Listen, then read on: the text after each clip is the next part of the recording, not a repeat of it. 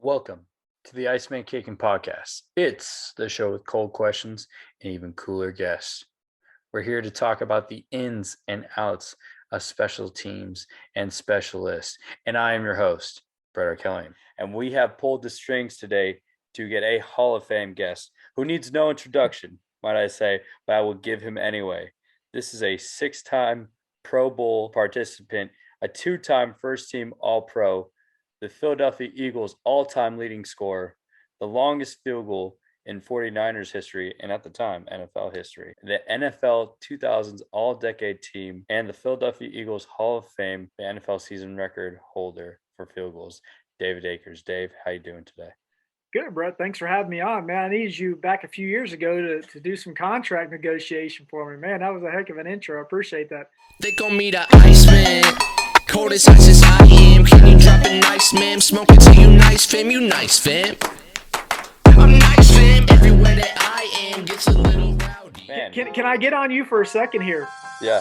You are quite the journeyman, but now I've seen you in some different shirts over the past year, but congratulations to you. For you guys that may know Brett but don't know, I mean, the guy knows what he's talking about. I'd be thrilled, if you're a parent and you have a kid that is going to be able to learn with the school. Congrats and hiring a guy that really knows what he's talking about. Exactly. Congratulations, much deserved. I You've appreciate come a long way since Smyrna High School. A few reminders. We encourage you to tweet about today's episode and tag us at Iceman_kicking and use the hashtag IMKPodcast or Big Kick Energy or Cool Under Pressure to let us know what you enjoyed about the episode or any recommendations for who you'd like to see on the podcast next. Also, if you are interested in any of the fantastic info discussed today, you can find all of this and more by heading to IcemanKicking.com and purchasing the Kicker's Bible. Proven training method and secrets used by professional specialists. Which brings us to the official sponsor of the Iceman Kicking Podcast, the Kicker's Bible.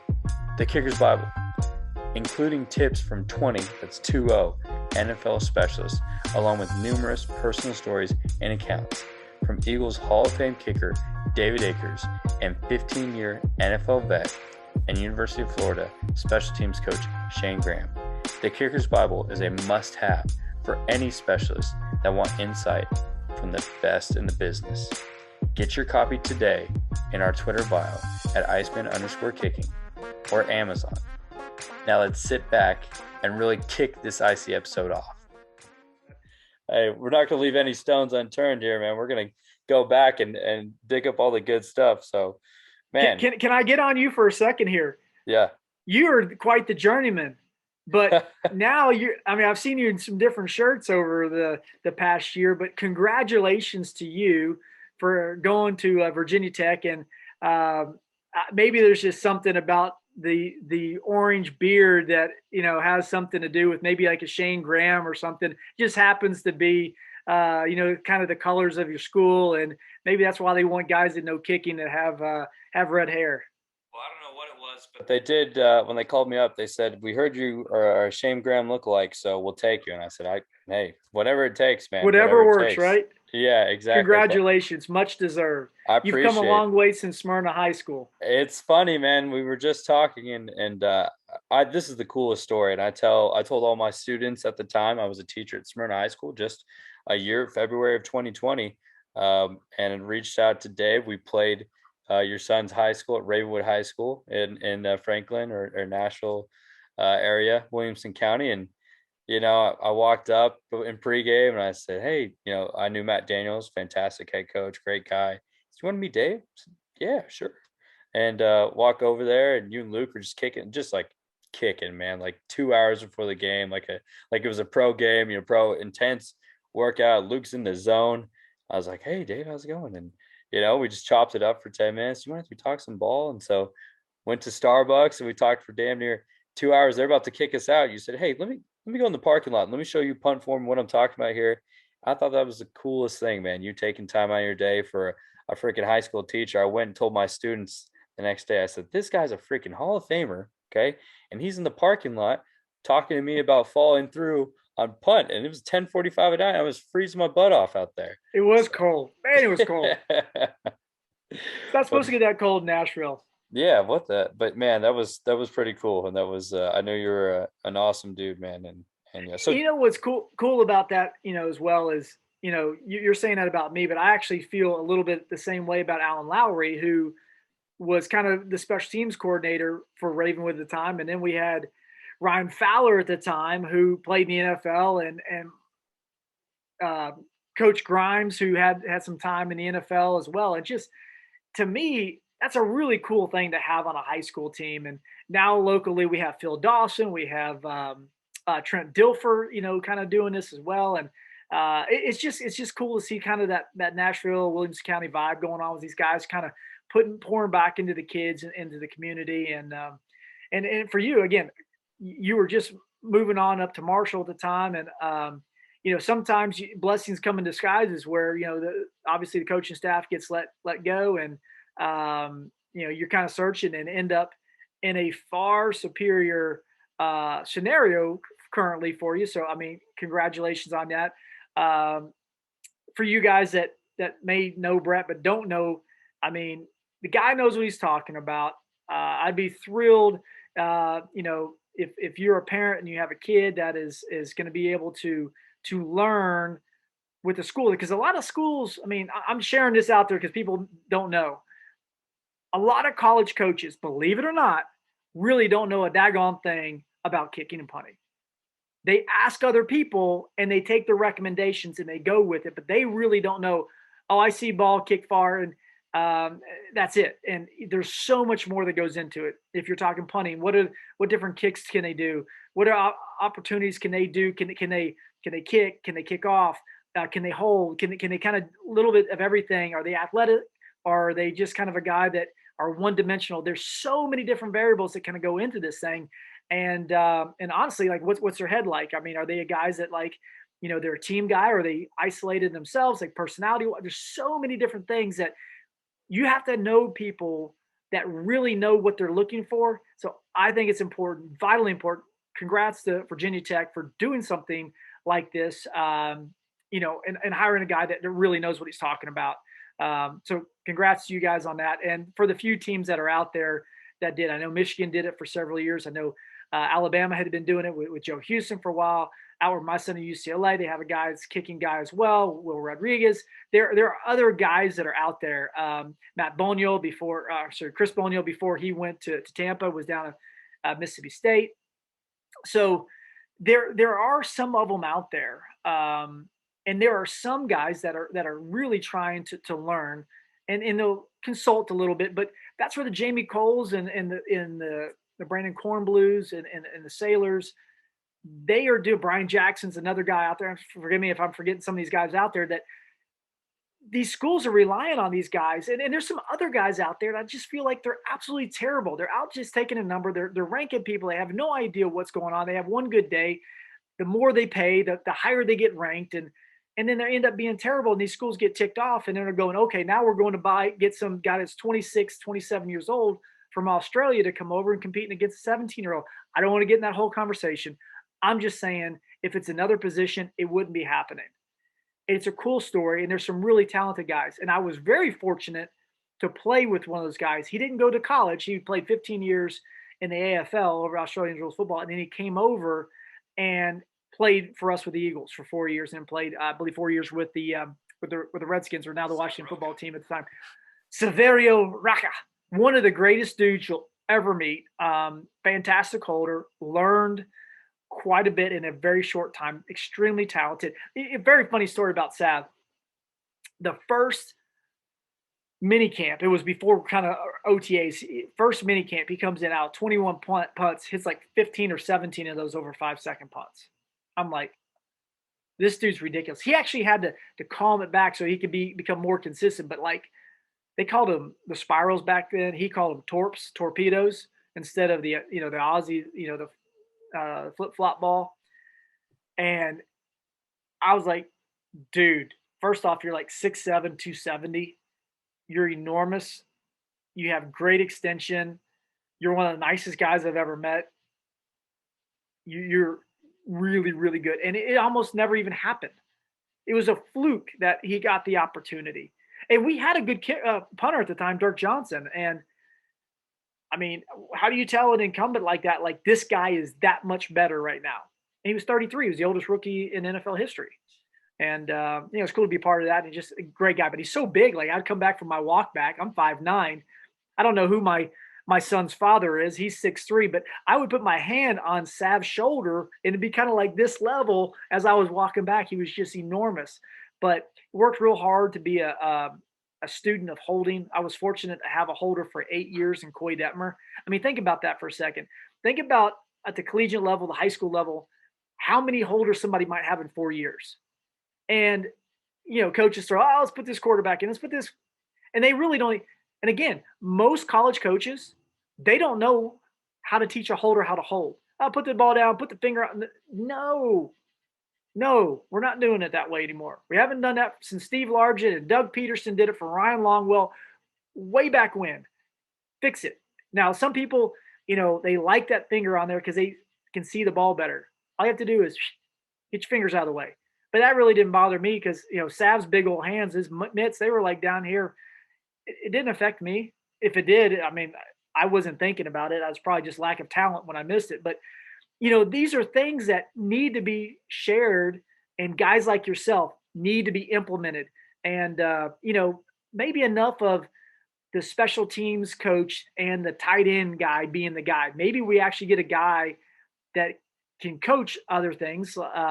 And I know a lot of you all can, and very knowledgeable in that regard. And I know Shayne Graham is pioneering that. And the cool thing about Shayne, and nothing against like yourself or some of these other guys, but Shayne Graham being down in Florida, obviously he started Central Michigan and then went to Michigan State. But when Shayne's made good money in his life, right? So he played professionally for a long time. He's going to be able to have the gumption to say, listen, guys, in a very respectful way, hey, that's probably not the best way to do it this way. And let me explain to you why, because I did it for so long, right? This is why it doesn't work well. And I know Shayne's enough of a sponge to learn from other people, and he's a true professional at what he does. And and a great guy and by the way, Shayne, if you're watching, congratulations, lovely wife, you kicked your coverage for sure. But all that being said, like, he has a little bit more of saying, I'm going to tell him because I don't really care if I get fired. Like, I want to do this. I want to progress, but I'm not going to do it at the expense of my kickers and punters and making them fail. I want this to be better. And the reason why I'm saying this, I know it can be better. And if you have a coaching staff that will listen to that, then power to you. But some of these coaches, I mean, I had a great conversation with Jeff Fisher a couple of weeks ago. I mean, Jeff was a special teams guy. Like, every time that the Eagles would go down and play Tennessee, they had Craig Hendrich, who was a phenomenal athlete in general. He was a quarterback in high school. He could kick, he could punt, he could do, again, goes back to why do you want this type of guy? Went to Notre Dame, All-American, goes to Green Bay for a while, comes down to Tennessee and has an incredible career for the Titans. Always had to prepare for all sorts of fakes, whether he was holding, whether he could do a kickoff, like at our punt formation. We were doing all sorts of fakes preparing for that. And they would never do it, but they would show one or two. How much time does that take away? So, hey, coaches, here's an idea for you. Throw a fake in every now and then. It makes the team, wait a minute. If we see, the first thing they want to do is go double count. Why double count? All of a sudden, when your linemen move or your holder doesn't make the cadence right or tells your kicker, then you screw it up and it's the kicker's fault or whatever. But if you run a fake, all of a sudden, we're not rushing so much. What's going on? I can tell you an example of Joe DeCamillis. We were playing in the 2004 NFC Championship game against the Falcons, Eagles-Falcons. We ended up going to the Super Bowl that year. We ran a fake field goal. First half of the game. Joe told me over at the Pro Bowl, because back then the loser of the NFC Championship game or AFC would be the Pro Bowl head, would be the coaching staff. So I'm over there and he's like, when we knew we were in trouble? When you all ran a fake punt or a fake field goal against us. I was like, Really? He said, yeah, because at that moment, we knew you all would pull out all the stops. In college, I really feel, in high school, if teams would focus a little bit more on the real nuances and instead of just putting, let's just get that guy out there, but you take a more of a Bill Belichick approach. I'm gonna put some of my starters on. You're gonna see Mike Vrabel out there. You're gonna see Teddy Bruschi out there. You're gonna see Troy Brown out there, right? You see those guys, significant difference in what's going on. And I'm not saying you got to build up your team. You got to bring guys along. I get all that, but there's moments where you put those guys in there, and there's just a different mentality of what you can do. And you're at the school that kind of invented a lot of that. Beamer ball, right? At the collegiate level, y'all were taking names way back when, and colleges still haven't, and in my opinion, excelled in that area in a lot of areas. Sometimes they try to get so much trickeration that it ends up tricking themselves, right? Let's get good at one or two things and then have our flair in there and be able to really maximize being good for us instead of always kind of playing defense against who we're playing against, if that makes sense.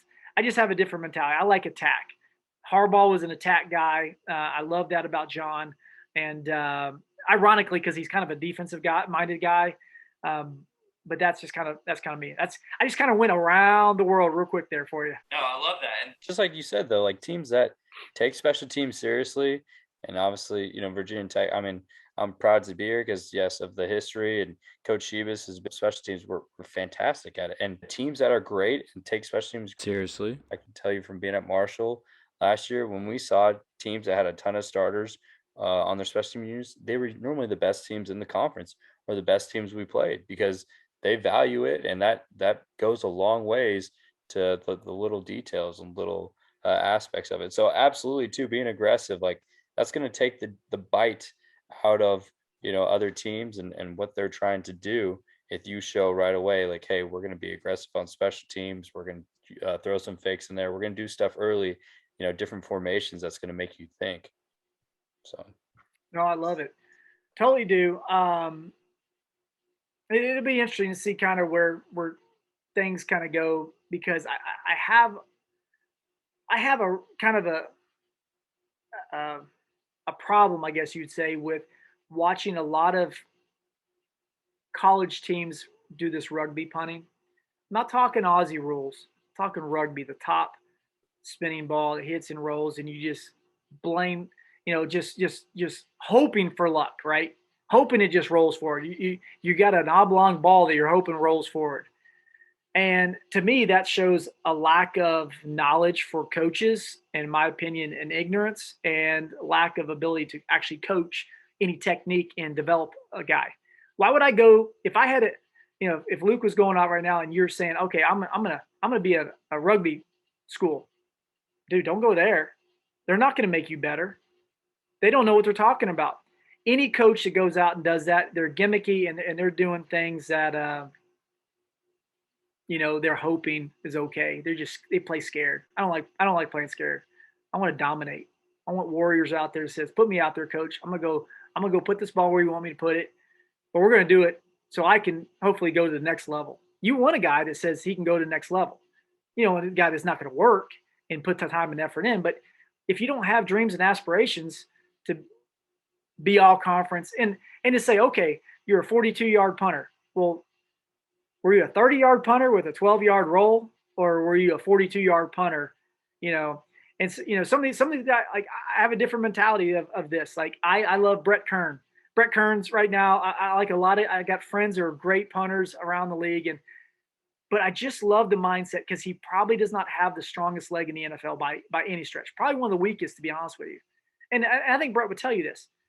But you see a consistent drop, and he's just going to moneyball it on the sideline for you. But he can hit you a 3.5, 3.6 hang time that hits and rolls at 42 yards in rolls because he's directionally doing it because of the wind and the situation of the game. But he's going to hit you a 4.5, 4.6 ball that's going to go 50 yards and right on the chalk. And he's just great at it. And so that mindset is like, I don't want to hit a 50-yard ball. I want a 38-yard fair catch. That's playing scared. Let's develop this guy into a great directional punter. Let's develop our coverage team. And so let's develop our snapper so we can offset. Let's develop our blocking scheme so there's not somebody in the punter's face every second. And let's be able to spread and get down and know where our punter is going to put the ball because he has confidence in all that in front of him. We work together as a team, and that's how you learn to dominate.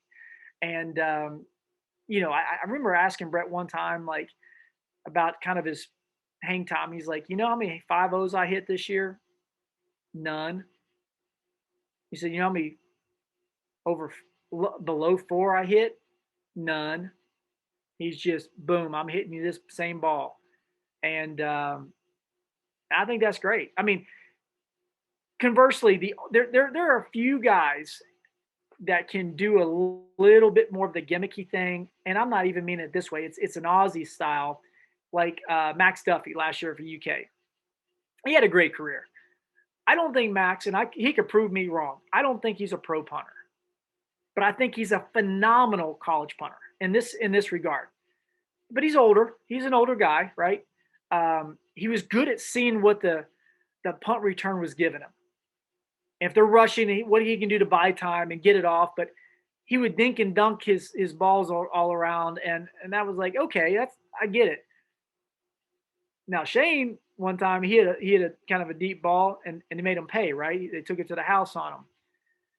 And I'm not trying to kind of dim somebody's light because I think he had a lot of redeeming qualities as a punter. I mean, truly impressed with the guy on his visual of being able to see what's going on. And there are a lot of them that do that way. I think there's a difference, though, when you start to look at guys at that level, at that age, the maturity and all that. It's not fair to make that same assessment against an 18-year-old. I mean, there's some guys that are close to 30. I mean, shoot, my first training camp, I was 22 years of age in the pros, right? So there's a difference, but we don't start really kicking in football in America until really high school. And that's, okay, call it your sophomore year. So you have 2 years to really learn before scholarship opportunities really start getting offered to you, right? And some of these guys that are coming over, I mean, they've played AFL, they've grown up with a ball in their hand, punting wise. And I'm not trying to make one like they're bad or anything like that. I think there's some phenomenal guys that do great. But I don't think it's the end all either. But again, just trying to be as well-rounded, the most offensive that you can be in a defensive situation of punting. But then also on the same regard on the kicking side and the kickoff side, like I want to see you just challenge.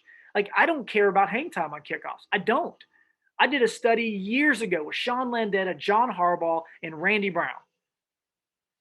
Those are some legends right there. I will go toe-to-toe with any coach out there that tells me I want a 4-2, 7 deep. Coach, why? You hit me a 3-5, 7 deep, the guy's going to catch the ball stepping backwards. His first step is got to go backwards, and then he'll run towards the line of scrimmage. A pro returner doing that takes an average of 1.5 to 1.7 seconds. So you hit a 3-5 hang time, 7 deep. At the worst, it's a 5-second hang time to the goal line. You tell me 4-2, that's hard to do. There are very few guys that can do that for you. I'm not saying hit a 3-5. I'm just saying if you can hit a 3-8, 3-9, you can bang some balls out there and really make a difference. And I learned that early on. I had a year or two where they were like, look, you got to know your strengths of your players too. I was a guy I would go middle to right, middle to right, middle to right, and I would come back because I would do everything hidden. I would take a couple steps up and then shoot over, and I would shoot a low liner left.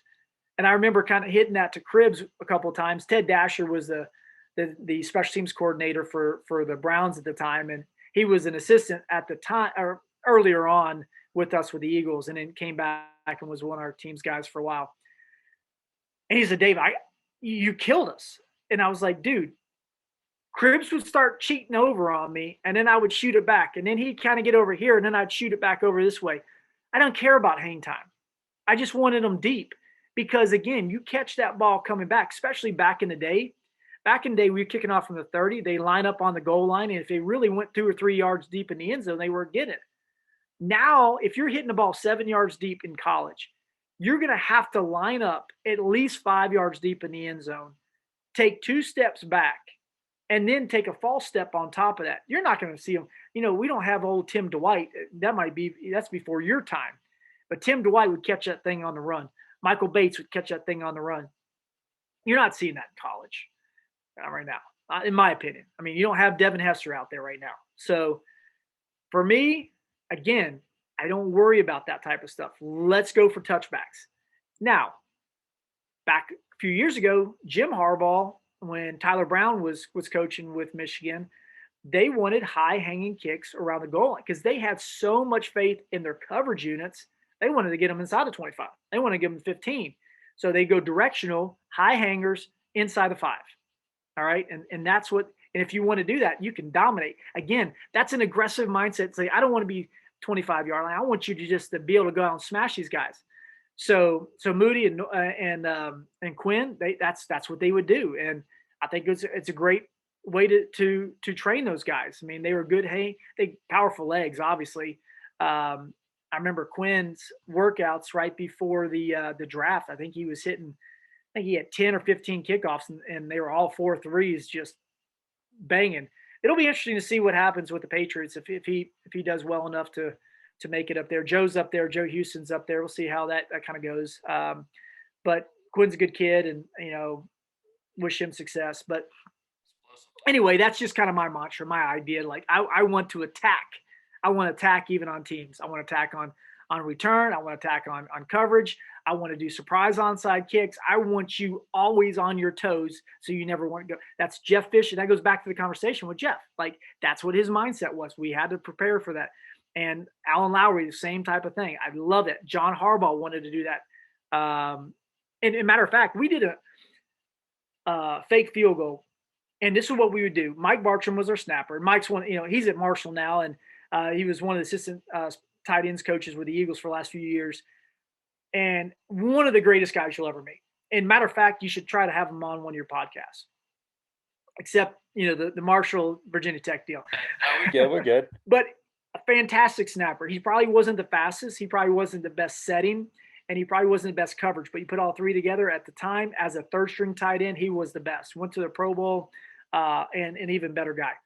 But we would go to on field goal block days, we would run some sort of a fake. And we would tell just who needed to know, and we'd be like, okay, the third one will be on the left hash. This is what we're going to do. And so Coy Detmer was just putting the ball one day and just flipped one over his shoulder. We were just messing around, warming up. He just threw it over his shoulder. I said, hey, dude, what if I start running that way? Can you look that shot over and spiral pass it? He's like, I'll give it a shot. So Mike snaps it down. He tapped the ball down, and then it wasn't even like a flip. It was a spiral as I was running. So as soon as the ball was set for the snap, I would go in a run, and that's how fast it would go down, boom, and he'd throw it over his shoulder, and it was awesome. We made so many different fakes off of that. Andy loved it. We ran it against the Arizona Cardinals. And every single time they would come from the boundary, and we're like, okay, we're gonna run this. We're gonna run this against them because every single time. Do you remember the one time Pat McAfee talks about Palomalu, whatever you call it? Waiting the C gap. He said, dang it, Palomalu, you're not supposed to be there. They're gonna run the fake. But he called him something else. So he goes, we're kicking the ball, right? Well, this time, Coy's the holder. I'm just watching what's going on. But Pat Tilman lined up in a place that he had never lined up because the middle backer had slid over and he replaced where he should have been. But it really wasn't where he would have been. He would have been still over kind of where he was lined up to begin with. We were on the fake as a 50-yarder, right hash. We go, no look, over his shoulder. I catch it out one hand. He leads me a little bit, and I'm gone. And then here comes Pat. I get 15 yards, and he tackles me out of bounds. Pat Tilman ends up tackling me. And after the game, Harbs comes over to Pat, like, what in the world? He's like, dude, like, what are the chances that he's in the wrong spot? I come here. Otherwise, our right guard would have been able to come out, John Welborn. He would have been able to block him, and it would have been a touchdown. But we got the first down nonetheless. We won the game. But those are the types of things that I love, because after that, they're always on their heels, always on their heels. High school, do the same thing, especially if you're having trouble getting kicks blocked. We had an issue with that. We had trouble with Luke. Man, our wing and our tight end, they would go the opposite way. Jumper would come right through. I'm like, how hard is it to help each other out and quit blocking down? All right. Can we have this conversation, please? And so I was talking to Lowry, like, Coach, we got to run a fake. He's like, we got to run a fake. Daniels, we got to run it. We got to put these guys on our heels. And we finally did, run one to get them. Like, come on. We ran a couple of fake punts, and it was working to get some of these guys but you got to take a chance. Even if it's a fourth down, you're like, okay, we may not get it. It's a rush, because those guys are willing to take it. I know it's a long time to talk about fakes and being aggressive, but I love that mentality. I love that mentality to have in a kicker. You've got to be able to want to go out and have that game on your shoulders, punting it out of the back of the end zone. I want to bomb this thing. I want to flip the field, last second field goal to win the game down by 2. I want to be that guy. Let's go, and with that mentality, also we want a coaching staff that believes in that as well and says, we're going to go after this. That fake field goal you guys ran, did you get it? With the Eagles? At Ravenwood. Yeah, I think we did. I can't remember exactly which one we did. It was something just kind of cheap and easy like we ran. It was nothing like a fake extra point. It was nothing big, but we had 5 extra points blocked. And it was like, goodness gracious. And it was the same thing, bad coaching. Two NFL. I mean, obviously Alan Lowry's a legend and 20 years special teams coordinator, and you, man, I'm sure you guys were able to clean that up real quick. Apparently not. We had 5. It was like frustrating to know. I mean, it's not hard to tell your tight end to quit blocking down. This is your guy that you have to help with your wing, because if there's the Skinner's coming around, you got to stab in, and then you Rocca out there, right? Well, the tight end's got to help too, right there in that jumper, not go inside. And it was like turning the shoulder, and then the wing would turn the shoulder for the Skinner, and it was like, really? It's like the partying of the Red Sea. I don't even know what to say. Secondary, maybe primary and secondary. That's part of it. Hey, maybe a little bit during the time when film study, when we're saying, hey guys, this is what you got to be. This is where they're going to bring it, But we were tight up the middle. We did a good job blocking up the middle. It's just out the outside. It was a struggle. And a lot of times usually see that Skinner kind of where the wing kind of steps back and like opens the gate. And that really wasn't the issue we had. It was in between the wing and the tight end. I want to go back real quick on something you're talking about, Brett Kern.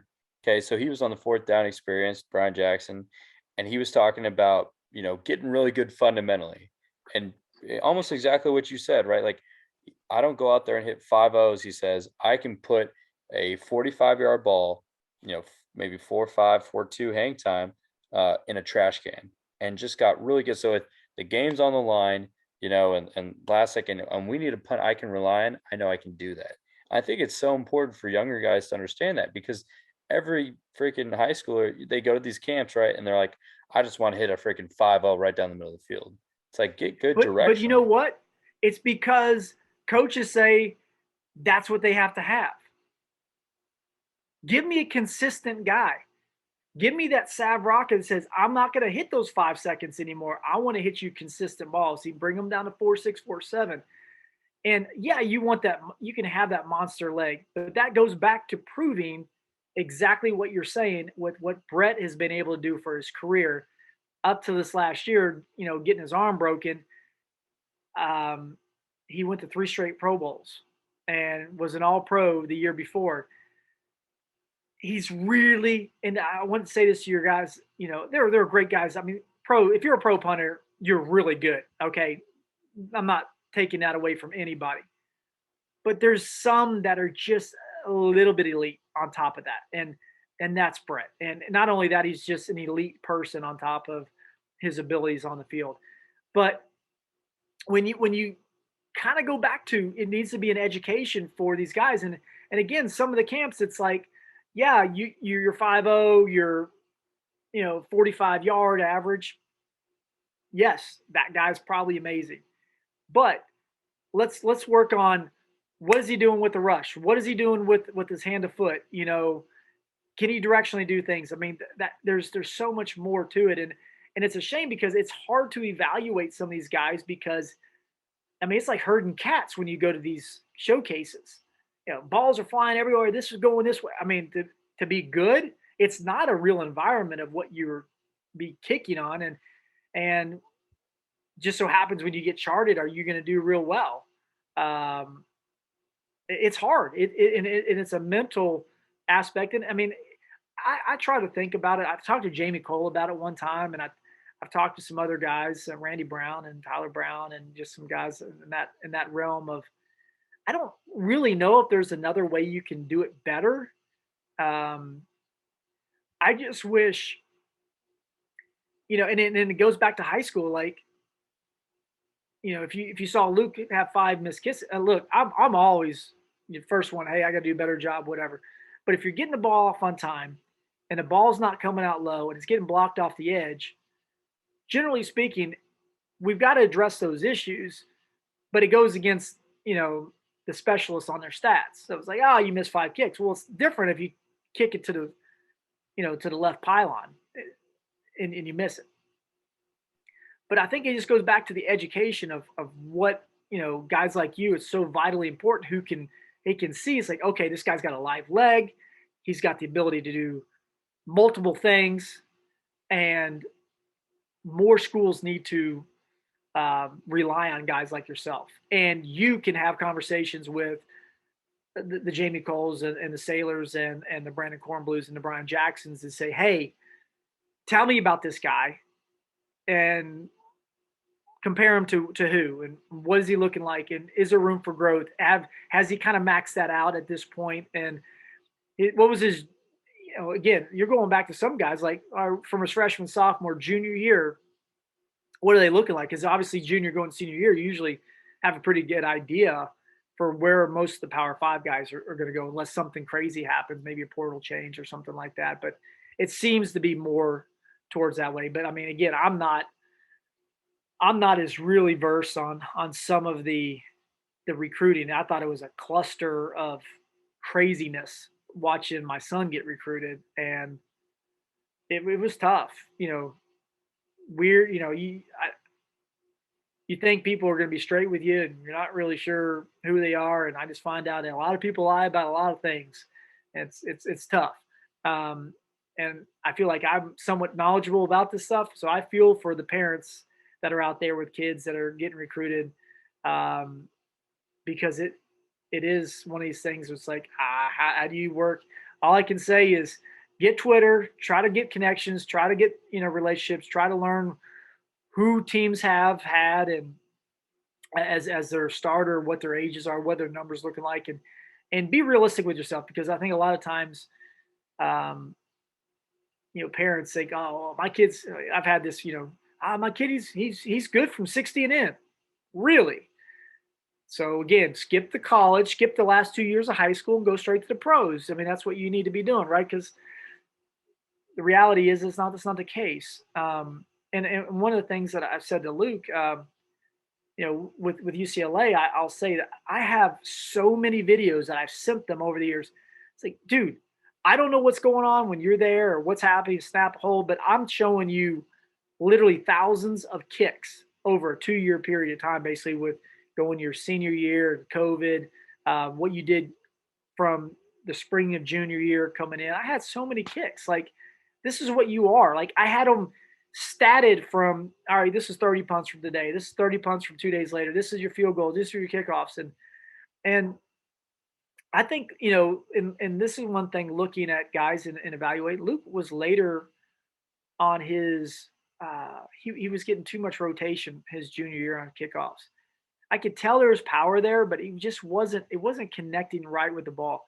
And it took into his senior year. I mean, you saw him during that time. And again, I'm using my son as an example for other kids to kind of say, hey, that sounds like me.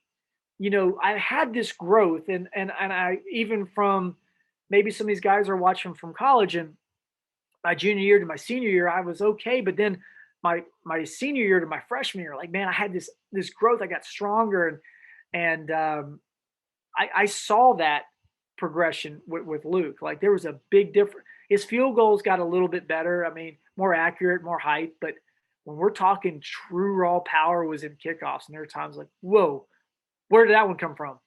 I know it's in the tank now. You got it there. Obviously, we want to tap into that more regularly. And again, when I talk to some of these kickers and punters, like, okay, let's work on our consistency. Right now, you're 1 out of 10, and now we're getting to 3 out of 10. Let's get to the point where we can be like 8 or 9 out of 10.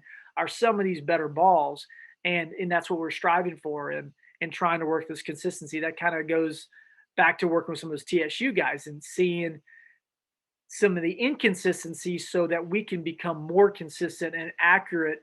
Yeah, it's great to hit a 62-yarder. I mean, phenomenal. From the guy that hit 63, right? Late in my years, I didn't even have the opportunity. So to have that cool opportunity, but man, I would give up that 63-yarder to say I made all my kicks before that.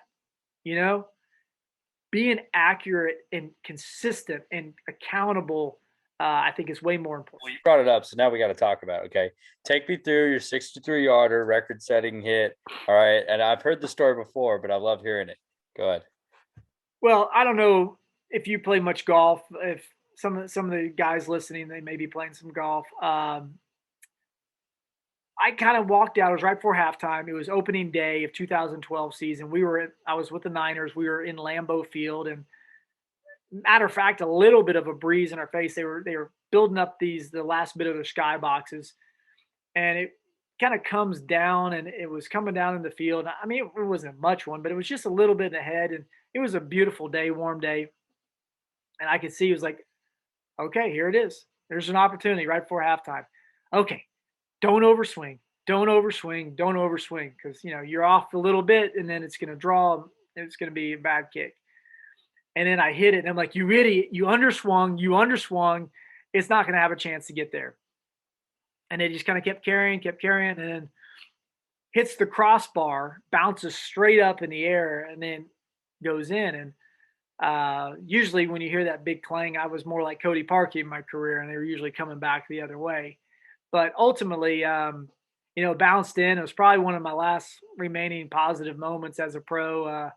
I got injured a couple of weeks later. I had a surgery the previous season. And this is kind of a thing that kids need to realize as well, too. And, you can be really, really talented, and you can be at your highest game. Like, I went to 3 straight Pro Bowls previously to that. Had my surgery, come back. It was kind of tough coming back. It was considered sports hernia, athletic pubalgia. My rectus abdominal muscles were kind of shredding and coming off the pubis, and they had to go back in and kind of tighten it. Basically, it's kind of like a lampshade, or not a lampshade, but like a window shade. It was like rolling up, and then my adductors were pulling down. Just years of abuse, really. And I overkicked a lot as a youth, and even as a pro. And ultimately, I just kept feeling weak, and I was missing kicks, but my form looked good. And I didn't understand why that was. I'd go with Brad Seeley at the time, Coach Seeley, and I was like, Coach, what do you see? He's like, Dave, it looks good. And it was, what we ended up finding out was that some of my muscles in my pelvic floor were shutting down because of inflammation, because of my surgery, and I just kind of re-injured it. I had slipped on a kickoff at the Niners facility, and it was brand new turf, and it was a pouring down rain, and it was like a Charlie Brown moment on a kickoff, landing on my shoulder. And then the next day, I kind of came out, and I felt this kind of tightness in my stomach or in my lower abs, and it was just kind of that feeling. I was like, uh-oh, here it comes. And at one point, got like 9 cortisone injections at one time, and it down in your groin, which is just lovely. But basically, I had a terrible year. We went to the Super Bowl. I got released the next spring to, and released injured. Had 2 surgeries after that season, and so that was 3 surgeries in a 16-month period. from my last Pro Bowl to my last game with the Detroit Lions was 22 months. That was the end of my career. So I was pushing. I was on the pinnacle, like, yeah, man, things are good. And then out. At one point, if you included preseason games, I think I was 11 to 13 for over 50-yard field goals from my first game with the Niners to that 63-yarder, including preseason stuff, which doesn't matter. My first kick, I get to the Niners, and the first time I'm on the field for the Niners was for not a kickoff, not an extra point, a 59-yard field goal. And it's like, well, I guess welcome to the Niners. Here we go. It was in New Orleans preseason game, and I hit it, and doesn't count, but it was just, it's kind of one of those things like, okay, new beginnings, here it goes. Andy Lee was holding for me, does a great job, and great guy, and still, doing his thing. And it was just kind of fun to say, all right, this is, and of course it doesn't count, but just, it's like, all right, this we're going to do something. And that year we went on to break the NFL record of 44 yards or 44 field goals in a season. Take me through this too, because you're not a big guy, right? You're 5'9", 5'10" on a good day, but I mean, so explosive on a good day. Yeah, on a good day, right? But so explosive, right? And my question for you is what was the mindset on those 50 plus field goals? Does anything change, or why do you think you were able to be so successful on those longer field goals? Well, I think earlier on in my career, I was known for a guy that had a pretty strong leg, that, kind of the opposite of Brett Kern. Brett is very good at his direction. He was so precise that I probably was not as precise, right? I was more of a guy that had a strong leg, and I just needed to bring those kicks in. And for me, I did do something with John Harbaugh. He got me away from hitting a very high rainbowing arcing kick. And he's like, I really need you at the Veterans Stadium. I need you to get the ball to the upright. Get it there. Get it through the wind. Get it there. Like, okay. So worked on really kind of hitting an ascending ball versus a high kind of arcing ball, right? Not everybody can be Justin Tucker that hits a high ascending ball, but that really helped me to kind of solidify. I was getting the ball to the uprights pretty quickly for our time period of kicking. So anyway, that being said, 53 and in, I basically did the same exact kick. It was like an 85% shot, just smooth through what I would do on an extra point. And then I would start to have to, if it was colder or whatever, I could put a little more hip into it. I'd just add the slightest little, aiming over to the left for me, because my ball would come in just a little bit. And that was basically it. I mean, it wasn't a significant difference, but you start to get to the point where you overswing, and then your hips come too much, and then you fall off the ball, and then you actually end up hitting it less because you're kind of coming across it instead of still getting that downfield vertical swing. You're talking about Coach Harbaugh and kind of trying to almost drive it more, right, or hit it quicker. Were you hitting up higher in the ball? Was it more your swing, your fall through at the target? I just kind of hit a little different, a little higher on the ball, and I always have my ball kind of tilted a little bit in a forward manner, opened up that sweet spot a little bit more for me. That's something that, I mean, some guys like it pretty straight up and down. I have it just a little bit on that forward tilt side there. Now, I mean, I'm still saying they're high as the uprights, as it's climbing, right? But you see some of these guys, especially with the uprights 5 feet even higher. I mean, they're just still climbing. And there can be a point of, hey, that's too much height, because you can get – now coaches will say, oh, it's not too much height. No. Once it hits its deceleration point, the wind can really grab it.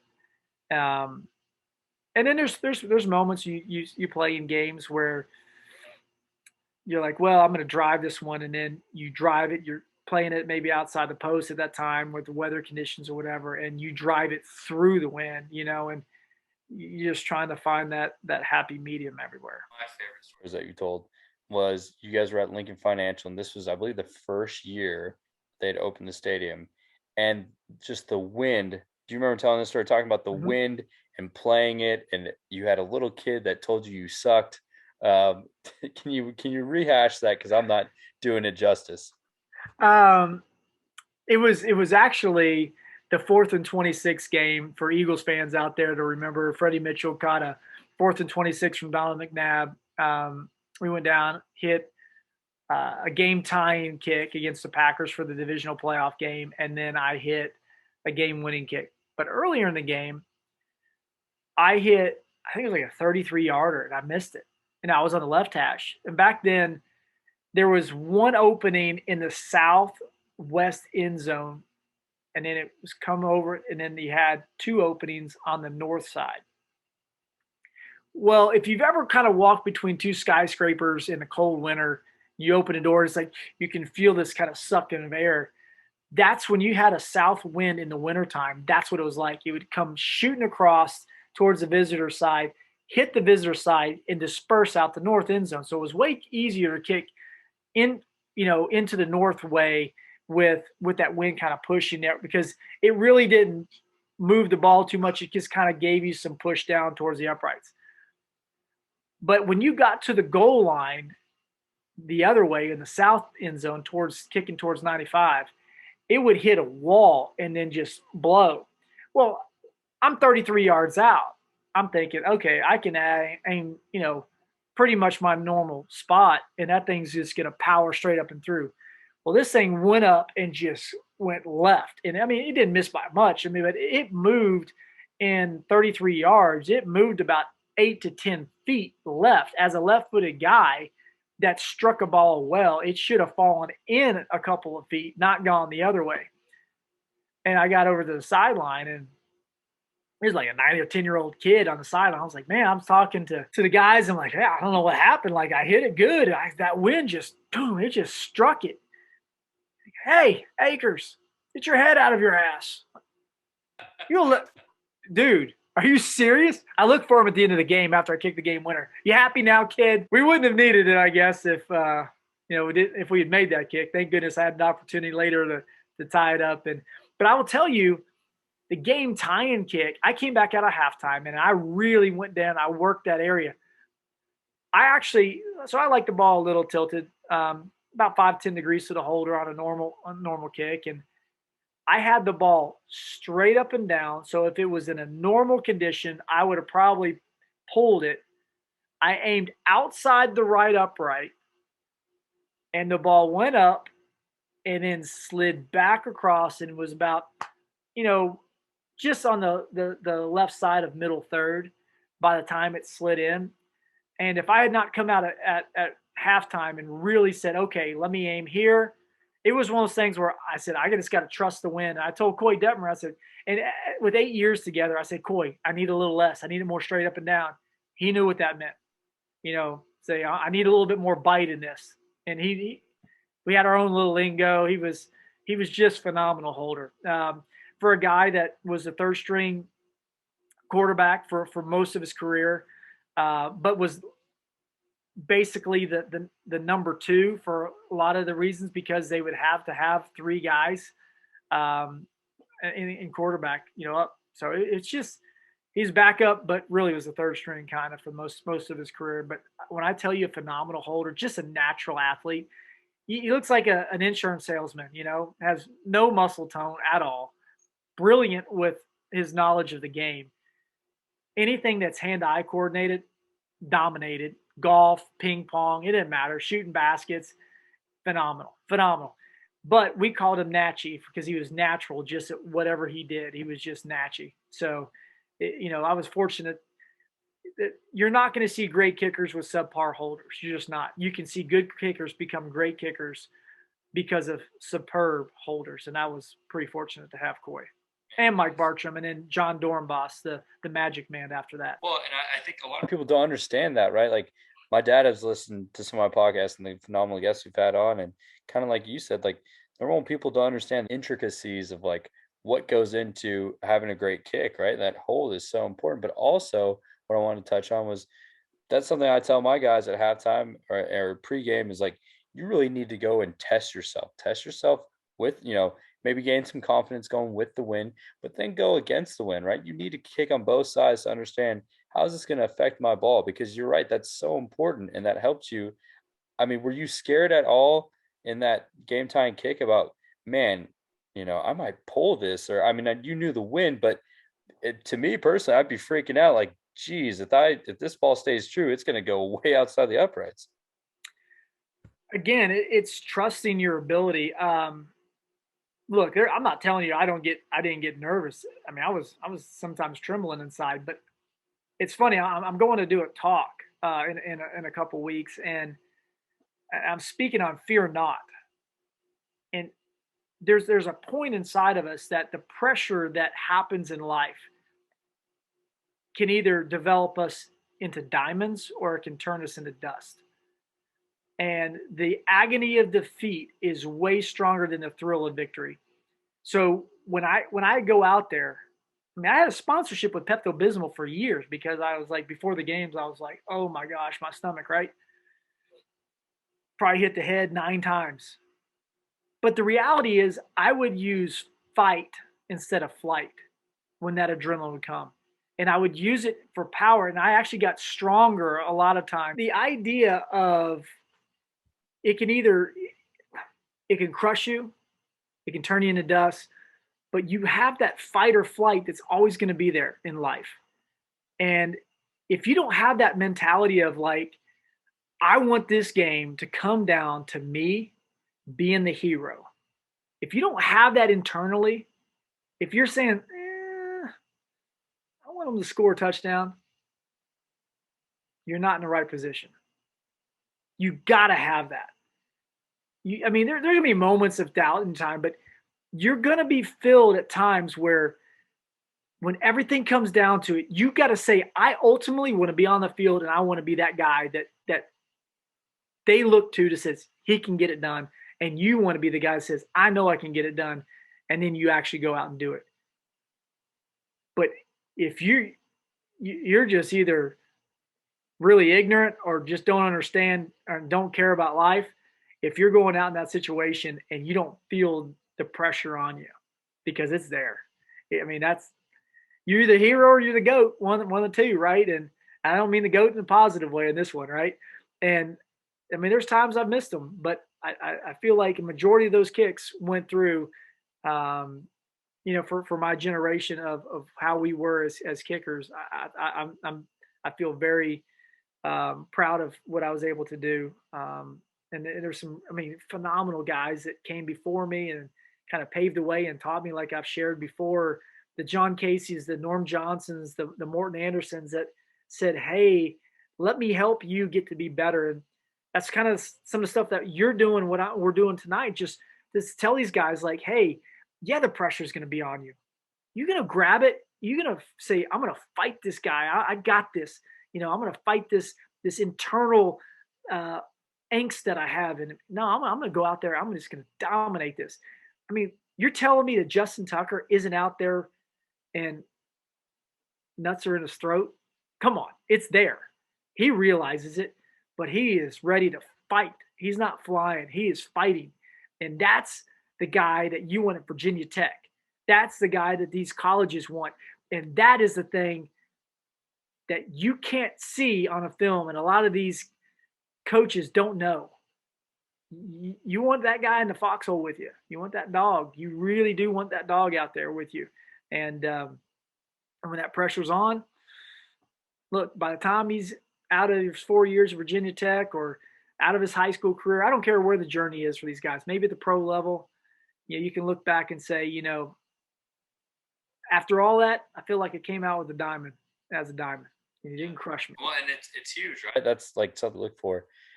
My question to you, and because you've been around a ton of guys that have that, right? Because that's what it takes to play at the NFL level. What does that look like to? Is there a characteristic or two, like maybe, hey, they put in the hard work all the time and I can see that they put in extra work in, that's how it stands out? Or what is that dog? What is that having that extra, mindset? What does that look like? Well, I do believe, I don't care what profession you're in, if you do it well, it's way more intricate than, and you've put a lot of time and pressure on yourself to be good at practicing. It's kind of the Malcolm Gladwell 10,000 hours. Your 10,000 hours is just the start to become an expert. Well, how do you become an elite expert? That's the even more hours that are put into it. Knowing what's going on around you, awareness of if you're talking a punter, what's happening in front of you, starting to realize what a 6-box, 7-box, 8-box, where, you got a corner roll coming in. What is it, right? What are you looking at? So you got to be a student of the game. You got to be a student of your technique, and you got to be real with yourself. I feel like one of the things today, especially in social media, like everybody projects like this perfect life, right? And these punters and kickers, I see a lot of videos of. There's some guys trying to make it to pro levels that, they show, oh, why is this guy not in the league? Because he apparently is not very good. And there's a reason that he's showing you his 1 to 5 kicks out of 50 that he's made, and give me Justin Tucker that can show you he's made 48 out of those 50, not 5. I can show you that even the bottomless guys are just really good. And there's not a big leg difference majority between the top guy and the bottom guy. You may have 5 yards, 6 yards, something like that, which is a long way. But those guys are really good. We're talking 3 or 4 kicks is the difference generally between the elite. And that's how accurate and how consistent you have to be. Well, so again, back to your question, like, what is it? Being a student of the game. Is it putting in that time, learning to do the little things that make you, I talk to pro kickers. They don't even work with their holders on working on a right to left win, and a diagonal in your face win, a left to right. Like they don't work. I'm like, how do you not know what? I just aim different. Why? What if you could aim the same by a little tweak of the ball because you have the connection with your holder that says, I need that little bit, and you can be able to trust in him and he can trust in you, and you'll be able to have success without playing it outside the sticks. For me, being a left-footed guy, and I have it in my face left to right win, and it's going to accentuate a pull over, dude, I need a little bit more tilt to the ball and keep that ball from turning over. I'll see, back to what you're talking about with your kickers going out pregame. Yeah, obviously try to figure out both sides, but I would miss kicks on purpose. Not saying, hey, I'm playing balls to see how much I can move it before it's out of place. Like, okay, well, that's too much. Although when I got to there, it really went, and you play through those things. I know Phil Dawson would go so early in the morning to the stadiums and walk around. He'd know the weather reports. And even I see some of his stuff for his high school. He's letting guys know the weather reports because that's how you're a student of the game. You're a student of your position. You're a professional in every aspect. That's important. If you're not, you're going to be good. You're not going to be great. I actually said something to a kicker online. He showed he had talent. He has a strong leg. And I threw something out there. And the guy got a little defensive with me. And I said, look, try to model yourself after people that are extremely successful in their performance, as their abilities and their technique. And then also, develop your own.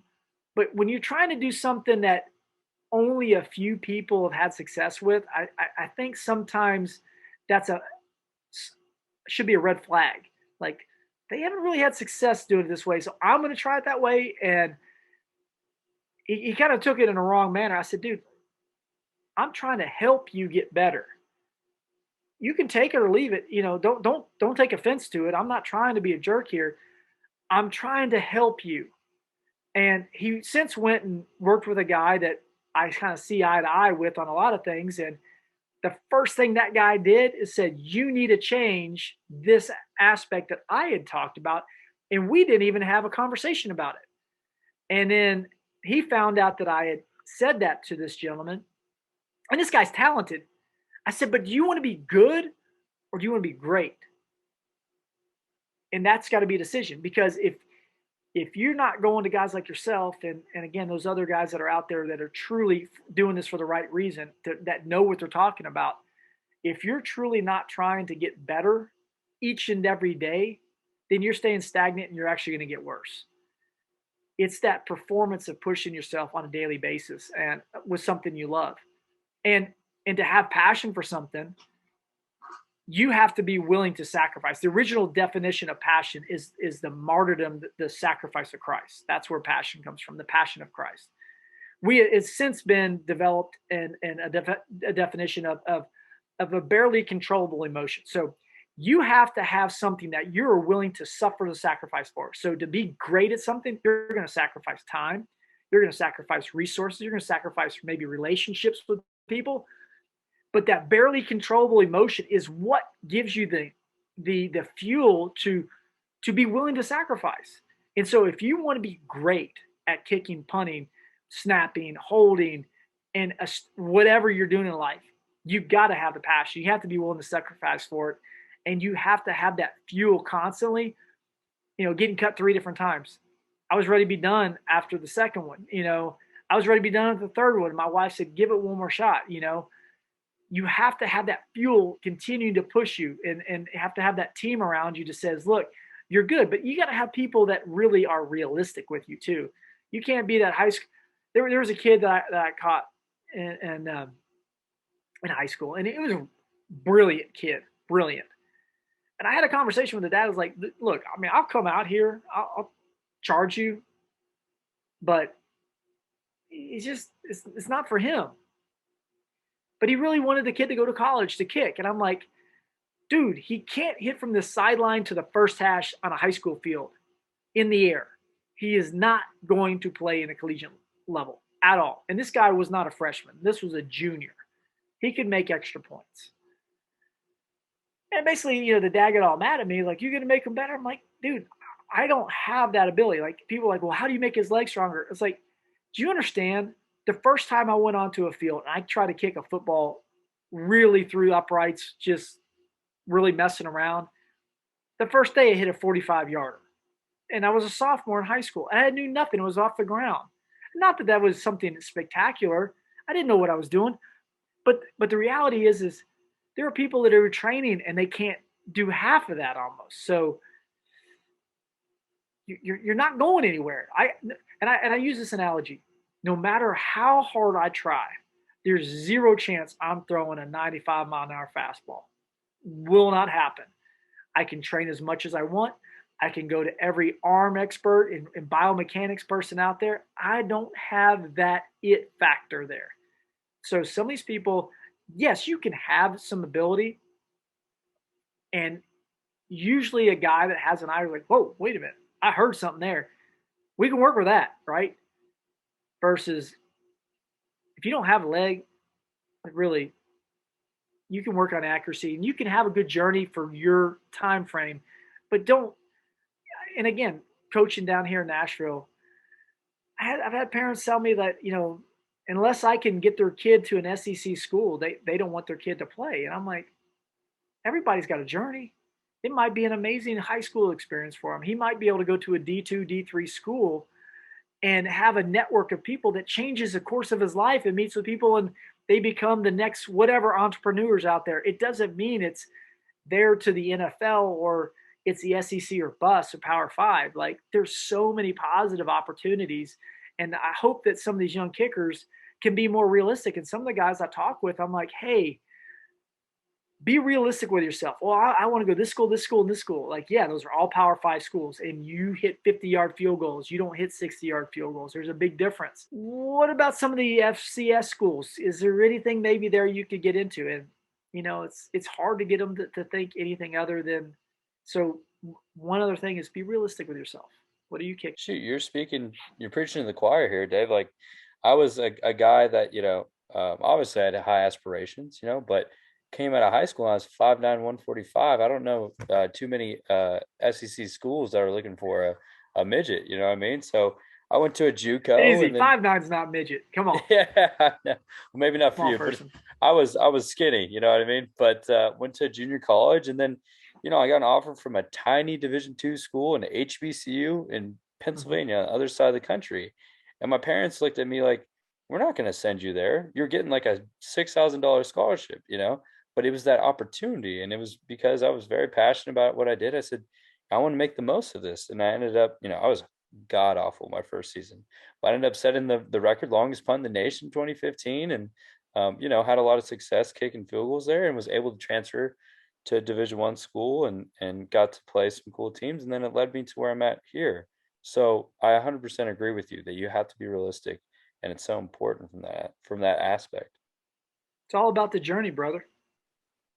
100%, 100%. And the other thing that I like too there was, I was saying, what does that look like? Well, you said passion and sacrifice, and you're 100% correct with that. Like, you can tell kids that have sacrificed or given up things just to make it to come into a camp, or just to get the opportunity to work out with you. And that's eye-opening, especially for a young kid who's 16 or 17. I mean, some of these kids don't know what they want to do with their lives, so Right.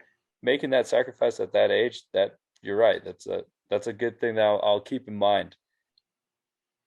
Absolutely. And I mean, all these Division I guys are sacrificing each and every day. And I hope they put this on the resume, like getting up 6 o'clock in the morning, training every day, basically 12 months a year now, working recovery, working as a team, self-discipline, self-motivation, you know, hopefully eating properly, pushing yourself to new limits, how you train, on the field.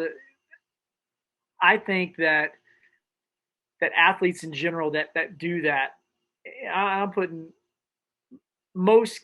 Okay, let's go back 25 years ago. Maybe some of the kickers that were out there weren't as athletic, but there are some extremely athletic kickers out there these days, and they can do some amazing things on the field. I can attest to that.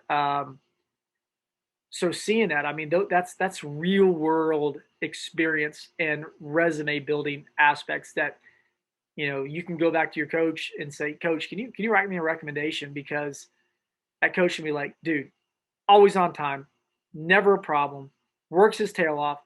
And listen, if I'm owning a company, I'll teach you what I need you to learn. But I need that type of person that says, I'm going to show up every day. I'm going to grind. I'm going to give everything I got. And for a better purpose than myself. And we use it as a team. And it's amazing to talk to corporations. And that's some of the stuff that I do is I go talk to corporations and I use this analogy. Like, look at a kicker. A kicker stands back. There's 10 guys in front of him, 20 feet working in unison. You got the snap, you got the holder, you got the line protecting. The kicker has to rely on all those people to do their job to the best of their ability before a kicker can even attempt to do his job. So we have to be working in unison as a team. And I have for me to have success, it is to completely rely on the people in front of me. How many times in a business are people not relying on each other? And so ultimately, for me, it is the team game for the guys in front of me. And so I was always thankful for my own line. Every Friday they got donuts, D-line even. I gave them donuts, taking care of my snapper, my holder, going to Pro Bowls, flying them over to Hawaii, different presents of thank you for making me better. Again, I was probably a good kicker that was able to have some success because of the people in front of me. And we have to identify who those people are in life. And again, this is not kicking right here. This is life. And I'm very fortunate to have those guys a part of my team of life.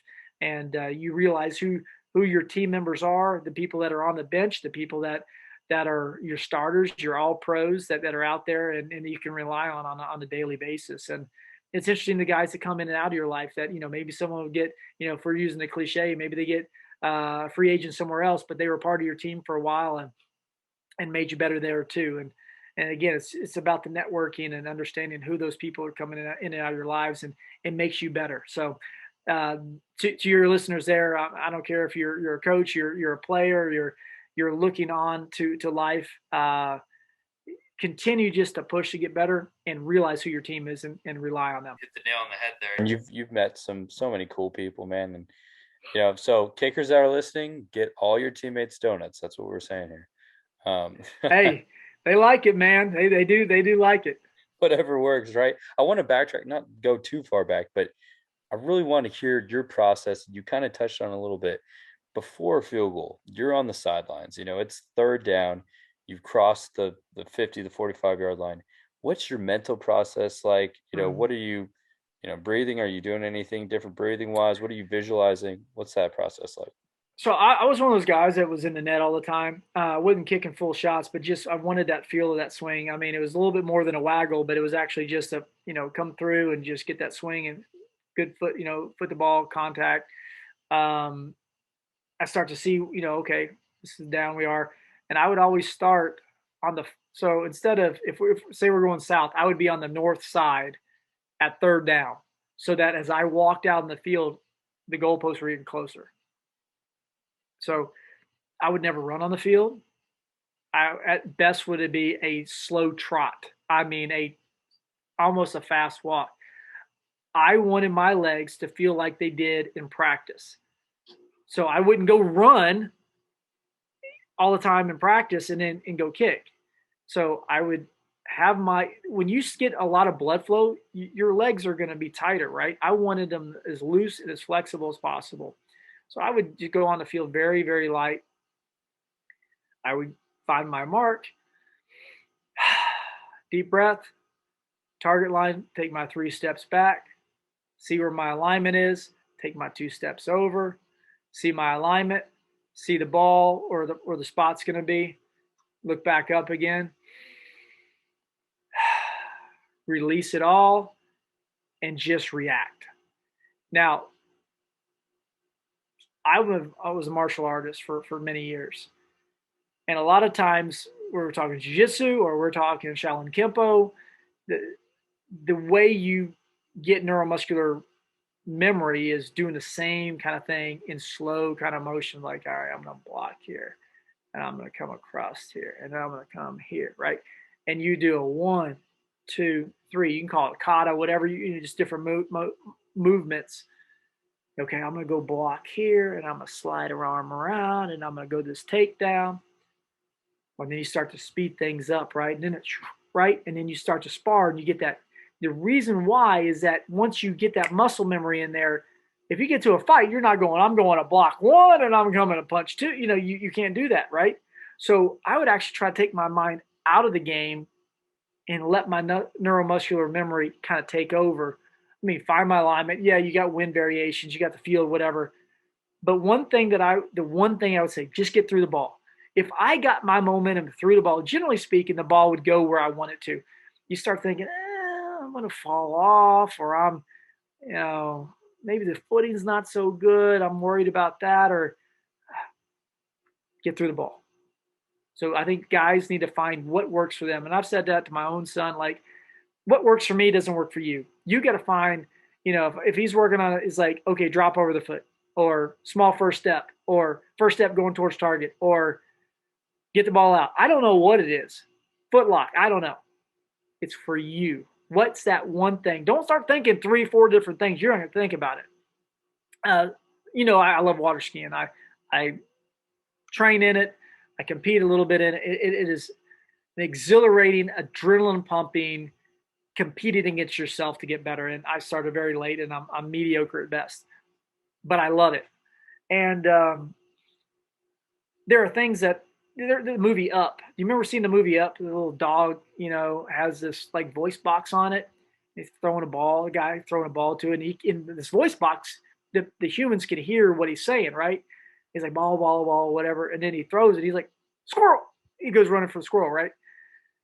That's kind of me, like skiing wise at times. Like if I have multiple things, like, okay, I'm going to work on this, and this on this one. I get up to the top of the gates. I'm about to go through the gates and go through the 6 buoys skiing. I get to the top of the gate and squirrel. I forget it all, right? So find that one thing that you can say, I'm going to work on this each and every time. And that's your go-to. Psychologists talk about, a catchphrase or whatever.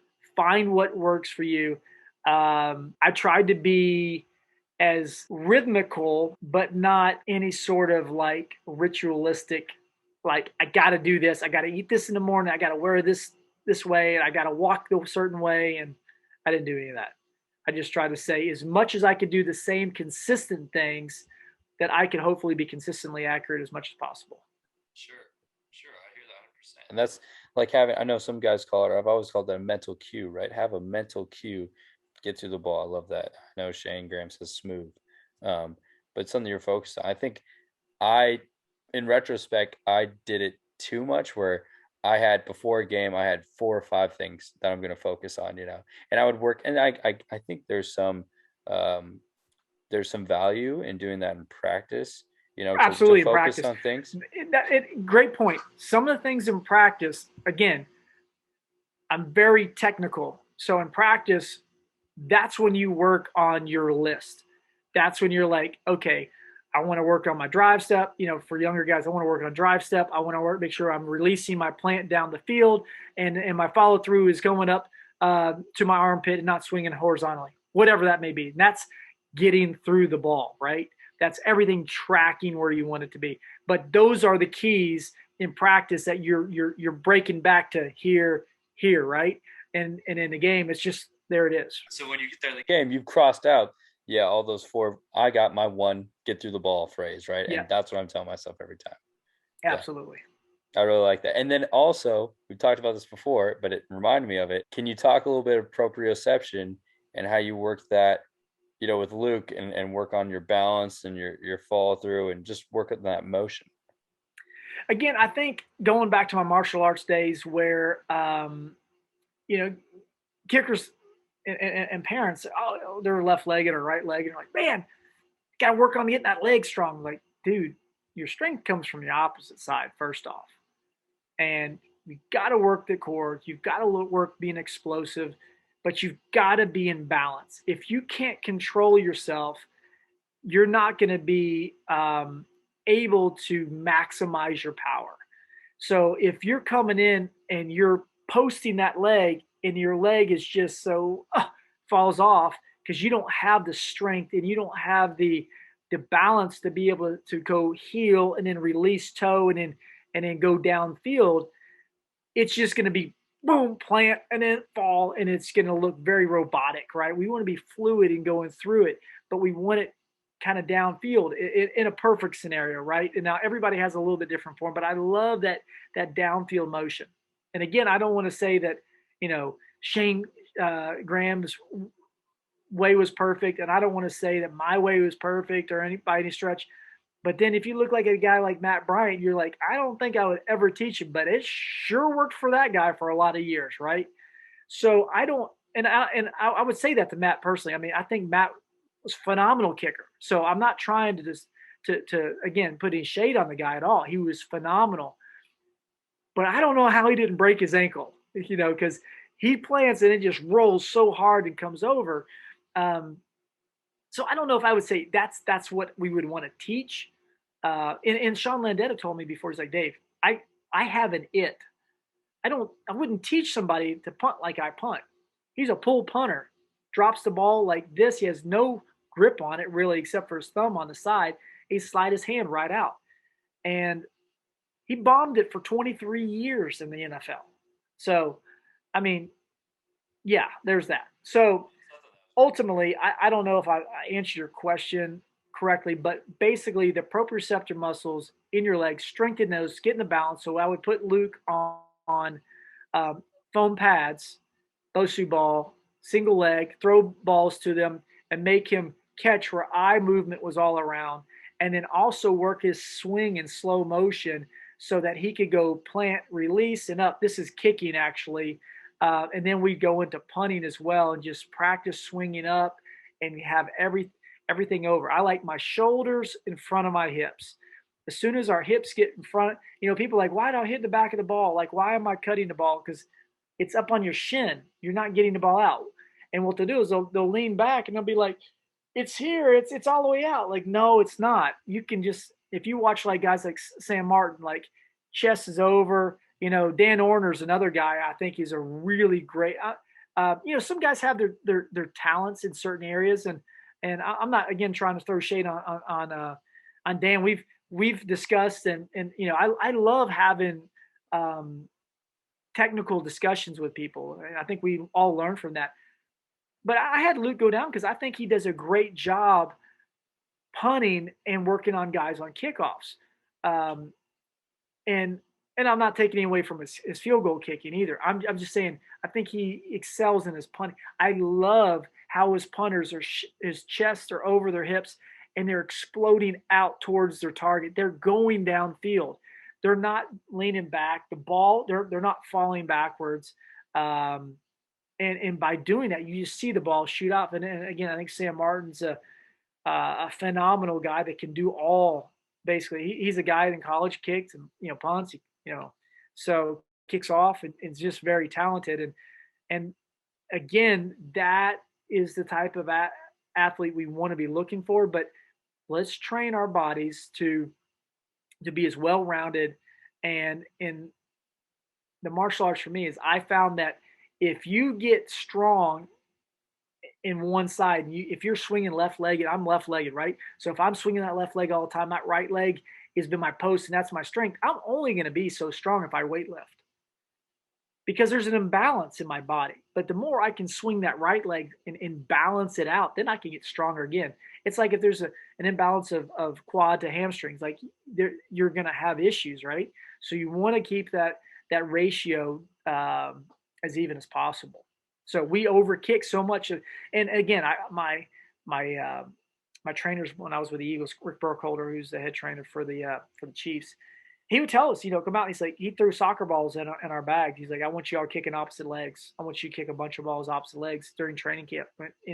Just get the motion. I don't need you making field goals. I just tapping balls back and forth just to get that work on the other side. But in the off season, I did tons of kicks, different directions on both legs because it brought out and balanced my body. How many kicks would you do with both legs? As far as in off season? Maybe in a session. Yeah. Maybe in a day. No. Not field goals, karate kicks. Yeah. So I would do, front ball kick, front blade, side blade, back kick, inside, outside, kick, as far as that goes. And then, kind of the crane, which would kind of be like the Karate Kid type of a kick, but both legs exploding off. But it's interesting because it works your hips in all four kind of directions. And by doing that, I mean, I think it's a great thing. I would teach if I was out with the kickers and I had them, I would work through that, especially in off season. I would say, okay, you're going to be doing this type of training here. And really work both sides, strengthen everything out. Since we've talked about that, it might have been a year or two ago. I always mix that in with my workouts now, and my back and my hips feel so much better. Oh, absolutely. You're getting way more range of motion and mobility in there. Absolutely. Yeah. That's when we get older, we start losing mobility because we don't do as much, and things tighten up on him. So the more we can keep things open and mobile as much as possible. And that's one of the reason why I ski so much. When I first stopped playing and I didn't work out, I hurt worse than when I was, playing, honestly. It's like, this doesn't make sense. He's like, you've got to stay, your body's so used to it for so many years. You have to stay training or else you're just going to hurt. And it's really true. That's kind of been my driving force. And you're pretty dang good, man. Don't take anything away from yourself. I'm an okay Wally recreational guy, but I want to be better. Again, so in 4 years, I've done a decent job for what I've been able to do, but I love it. Come on out sometime, give it a shot. Definitely, man. I won't be near as good as you. I had my team do some research though, and they're like, "Oh, he's really good at this." And I was like, "Yeah, he's a freaking athlete, man." I love it, man. I'm not great, but I do enjoy it. It's good to have that passion. Because you're competitive, man. You're just like me, and like. When Unfortunately, I was done playing, I'm freaking competing in the, the coaching circle. I couldn't stay away from it for too long. So, I had a counselor tell me one time, he's like, "You're intense." I went, you nailed me on that one. And, you go to get, some sort of interview and somebody's like, "What's your best attribute? What's your worst?" Like, I'm probably that guy that's pretty too intense at times. Like I'm this way, and then which is great, but at the same respect, you're too intense at times. And I was again fortunate to have great holders that loved that and were able to thrive off of that with me, and would hear me complain to pushing them to be better, and ultimately to make me better, but to make all of us better. And again, just very fortunate to have great teammates that push through that with me, because they could be like, oh, forget him, man. I don't want to do that for him. And it's like, dude, I want to be better. I want you to make me better, and I'm relying on you to make me better. And let's do this. We'll all have success. And one thing about Coy Detmer I'll say is he bought into that absolutely, because he saw that if he could. Let me tell you how much Coy was respected by the team. We were going to play in the playoffs. I think it was 2007, maybe. I think somewhere in there. We missed a kick. We had a situation with a dropped hold a couple times and brought it back up. And I think it was the only missed field goal other than a block under 30 yards I ever hit the upright against Carolina. And Coy wasn't on the team that year, and they brought him back to hold in the playoffs. They signed him to be the holder. That next game came back. We made a 48-yarder and a game-winning 38-yarder against the Giants. And he hadn't held in a year, but he's just – and let me tell you, it was cold, and I said, hey, I need a little bit on this one, and he got it down, and we were right back. So he realized what he was able to sign extensions. He played 8 years as a third string. I mean, there's times he was backup quarterback, but basically a third string quarterback because he was a holder. He was that talented. And if guys could take that much, I tell high school quarterbacks, learn to hold. You can be very valuable in this. The punters at times, some guys just don't have the ability, right? But learn to hold, because you can always find a place on the field if you can be a good holder. It just shows how much NFL franchises. I mean, Andy Reid, who's still coaching in the NFL, like they valued him that much that they brought him back primarily as a holder. Oh, only to hold in the game, absolutely, because they had other quarterbacks already there, just to hold. That's amazing. It was crazy. If we would have gotten one more game, he would have got an extra year of pension and stuff, because he would have been there 3 games. He played in 2. That'd be pretty awesome. Absolutely. Played 3 games. Hey, so real quick, this has been great, man, and I love having you on because you love talking about that technical side, man. You're so good at it, and it's awesome for me because I'm the same way. I love talking about this. But with dealing with adversity in your career, like you worked at a steakhouse.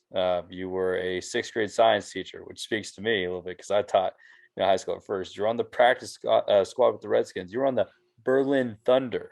Is that correct? Berlin Thunder?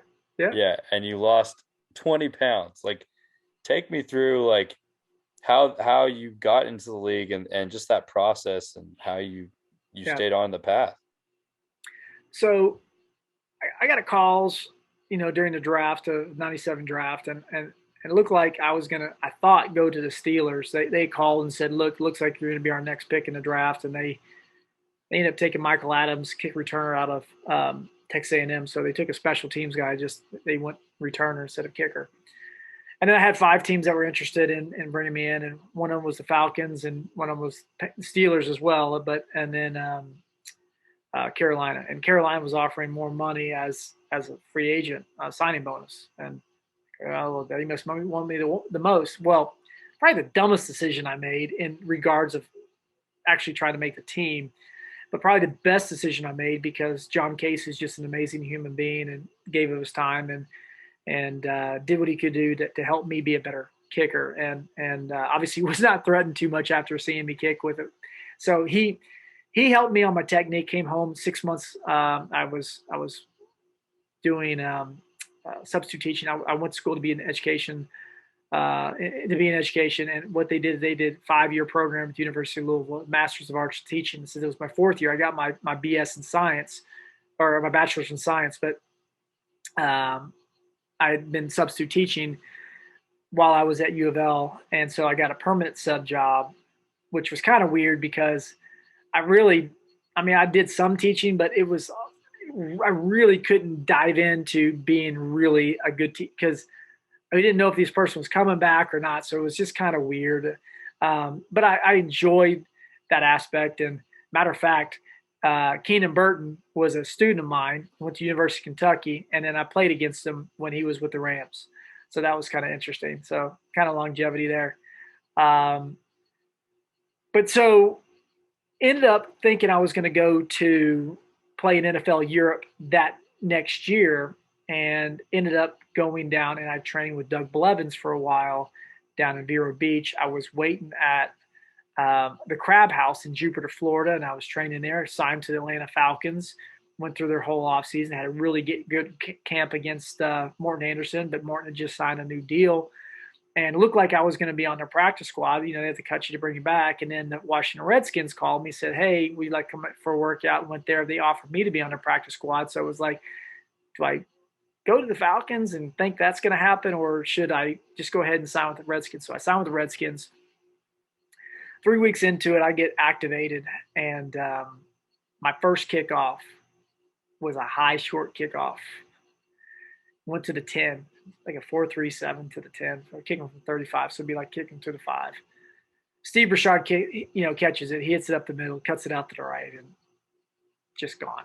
Like, you got to be kidding me. It's my first real game NFL kickoff, and the guy houses. I had never had a touchdown on me before on a kickoff. Then my first field goal attempt was 48-yarder. And it goes wide right. Next one was 49, wide left. Like, man, this is done. And I was done. 2 days later, I was cut. I was ready to quit. My wife said, give it another year. And I went back to Atlanta because that's where we were living at the time. And I started working at Longhorn Steakhouse, and I had a bunch of workouts, and I had some really great ones. And it was on, a couple of guys were injured, and look, you're going to be the guy. If he can't go, be ready. And well, it was like December 22nd.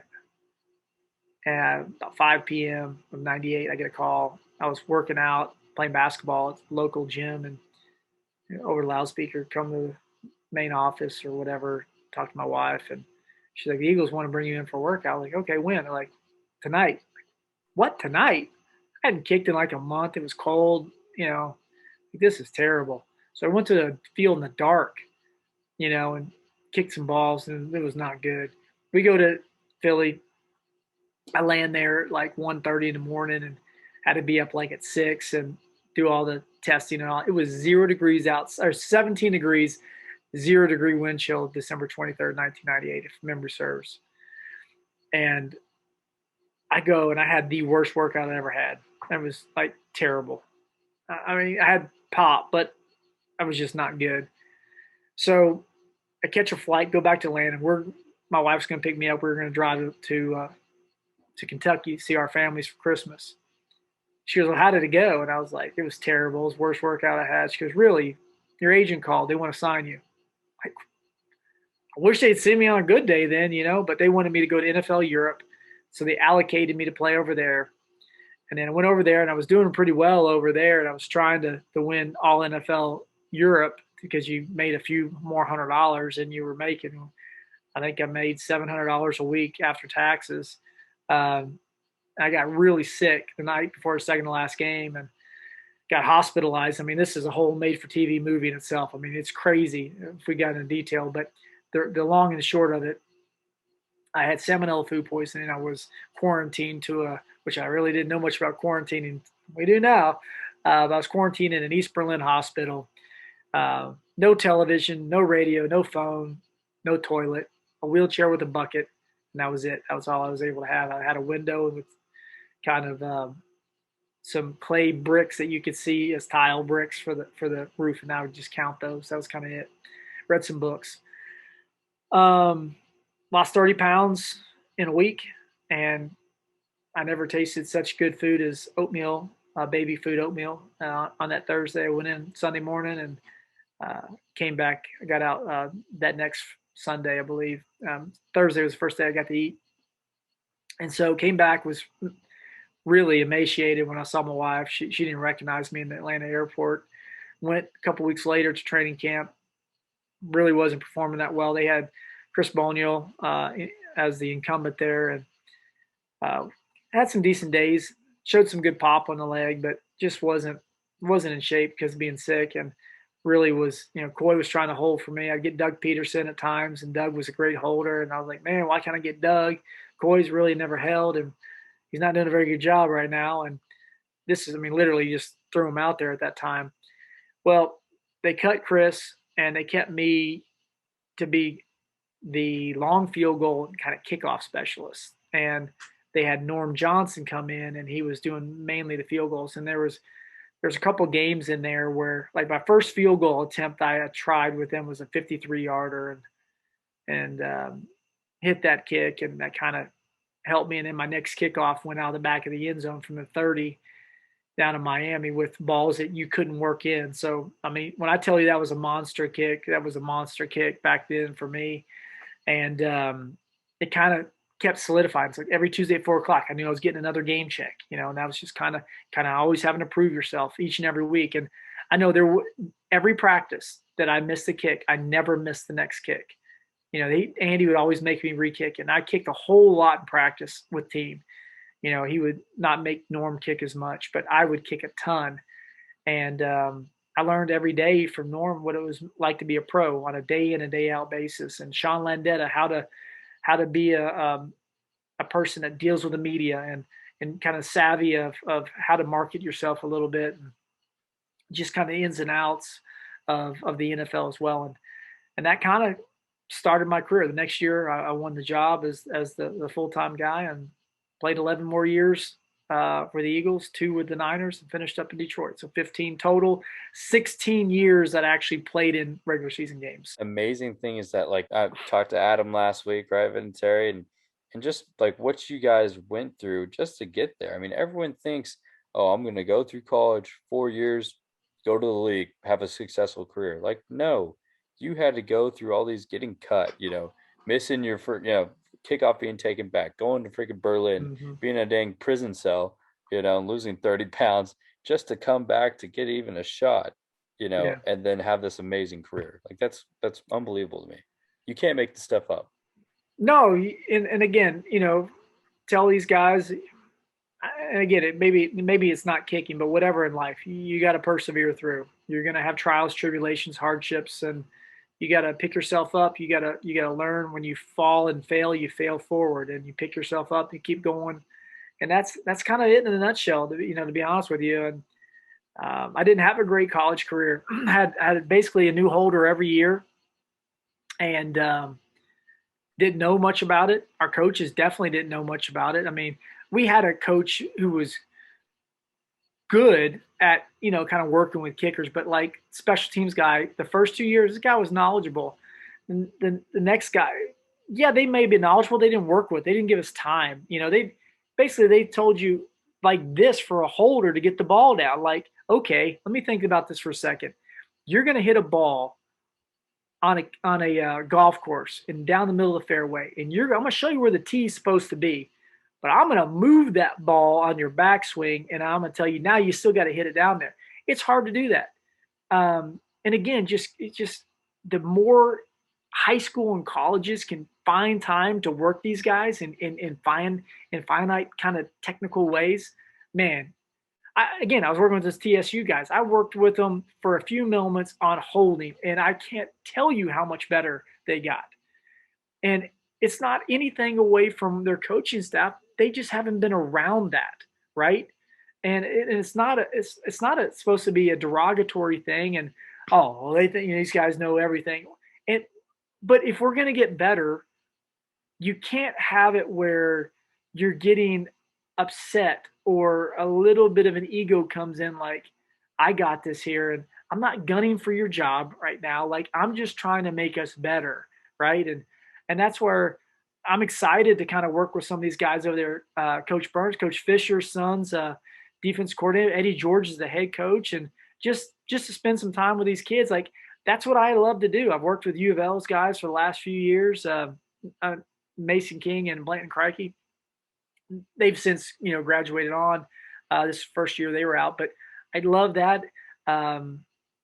Amendola from Oklahoma State, who's with the Panthers right now. Like, I was able to work with him some, and just like, he's a great kid that, there's this new youth talent that's out there. It's just so good.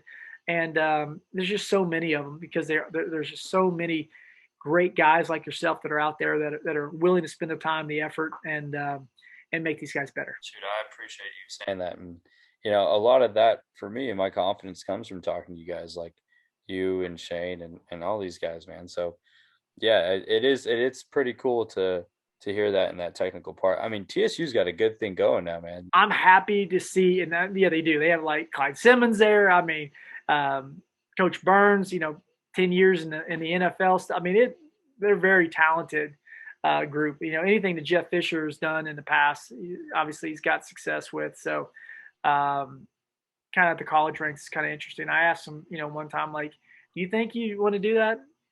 He really didn't answer, but he kind of had a glimmer in his eye, like, maybe that's, back to the root of it. Because I think, you saw some of those players with the Rams when he left, and I'm not taking any away from Coach McVay, very, very talented coach, but they had put a lot of those players in tact before, and then they went to the NFL, to the Super Bowl. They built that team. So, and I wouldn't say that you were, a slump or anything at Louisville, man. You had a record 36 field goals there. Yeah, so. But I mean, again, we didn't kick a lot at the time, and we had a couple of years we weren't very good, but I didn't have a great percentage. My senior year, I did hit a 65-yarder off the right upright against Baylor to win the game, and 6 inches.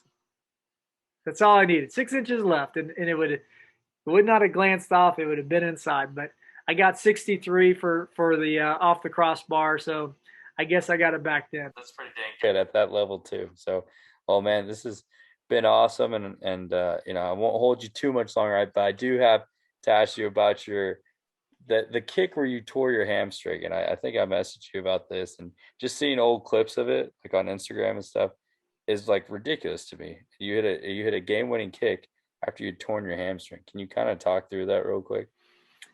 Yeah, so week before I had kind of tweaked it on a kickoff up where it connects to your pelvis. And anyway, had an MRI, slight grade, shouldn't make it worse, one of those things. Like, okay.